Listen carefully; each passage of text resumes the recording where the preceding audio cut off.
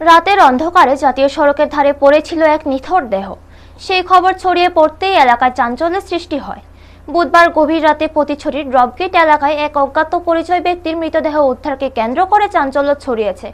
ঘটনার বিবরণে জানা যায়, বুধবার রাতে শান্তির বাজার দমকল বাহিনীর কর্মীদের কাছে খবর আসে যে পতিছড়ির ড্রপগেট এলাকায় জাতীয় সড়কের পাশে এক ব্যক্তির মৃতদেহ পড়ে রয়েছে। খবর পেয়ে দমকল বাহিনীর কর্মীরা দ্রুত ঘটনাস্থলে পৌঁছে মৃতদেহ উদ্ধার করে শান্তির বাজার জেলা হাসপাতালে নিয়ে আসেন। তবে এখনো পর্যন্ত মৃত ব্যক্তির পরিচয় জানা যায়নি।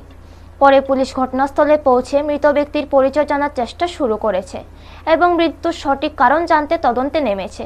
স্থানীয়দের মধ্যে গুঞ্জন রয়েছে যে কোনো গাড়ির ধাক্কায় ওই ব্যক্তির মৃত্যু হয়ে থাকতে পারে। তবে ময়নাতদন্তের রিপোর্টে মৃত্যুর প্রকৃত কারণ স্পষ্ট হবে। ব্যুরো রিপোর্ট, নিউজ তৎকাল 24। 7:45 নাগাদ আমাদের অফিসে একটা ফোন আসে, প্রতিষ্ঠিত ড্রপগেটেরিয়া একটা রুগী পরে আছে রাস্তার সাইডে।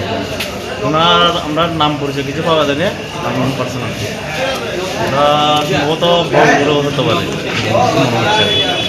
কি হতো? দুর্ঘটনা বলা যায় না, রাস্তার মিডলে পড়ে আছে। এটা ওপর কি গাড়ি পাড়ে দিচ্ছে না কিছু হয়েছে আমরা ঠিক জানতে পারিনি।